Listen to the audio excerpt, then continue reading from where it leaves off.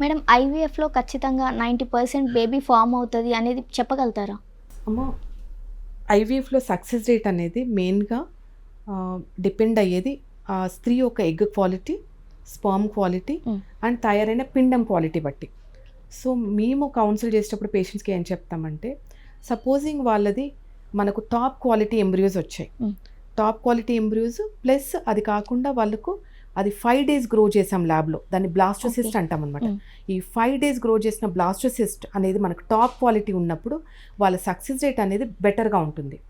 So ఇలాంటి పేషెంట్స్‌కి success rate అనేది 60-70% వరకు చెప్తామన్నమాట. ఇప్పుడు కూడా 90% ఎవరికీ చెప్పలేము. డాక్టర్ సునీత గారు, ఫస్ట్ మీరు ఒబెసిటీ గురించి చెప్పారు. ఇంకా లేడీస్‌లో మేడం ఫస్ట్ పీసీఓడీ ప్రాబ్లమ్స్ ఎక్కువ మందికి ఉంటాయి.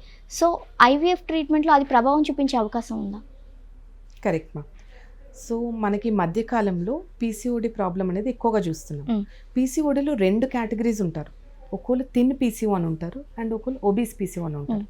ఈ ఒబీస్ పీసీఓ పేషెంట్స్ ఎవరైతే ఐవీఎఫ్ ట్రీట్మెంట్కి వెళ్తున్నారో వాళ్ళకి కంపల్సరీ వెయిట్ లాస్ అయిన తర్వాతనే వాళ్ళు వెళ్ళమని చెప్తామన్నమాట. అదేవిధంగా ఈ పీసీఓఎస్ పేషెంట్స్కి స్పెషల్గా కొన్ని మెడికేషన్స్ కూడా సజెస్ట్ చేస్తాము before planning for IVF treatment are before IOI treatment. So that ఈ వెయిట్ లాస్, వాళ్ళ యొక్క ఎక్సర్సైజ్ ప్లస్ వాళ్ళ యొక్క లైఫ్ స్టైల్ ఇవన్నీ చేంజెస్ చేసుకుంటే వాళ్ళకి ట్రీట్మెంట్ సక్సెస్ అనేది బెటర్గా ఉంటుందన్నమాట. మేడం ఐవీఎఫ్‌లో బేబీ ఫామ్ అయ్యాక, బేబీ పుట్టాక లోపాలు ఏమన్నా వచ్చే అవకాశం ఉందా? వెరీ గుడ్ క్వశ్చన్ అమ్మ. చాలామంది మన దగ్గర పేషెంట్స్ ఎవరైతే వస్తారో వాళ్ళు కంపల్సరీ ఈ క్వశ్చన్ అనేది మమ్మల్ని అడుగుతారనమాట.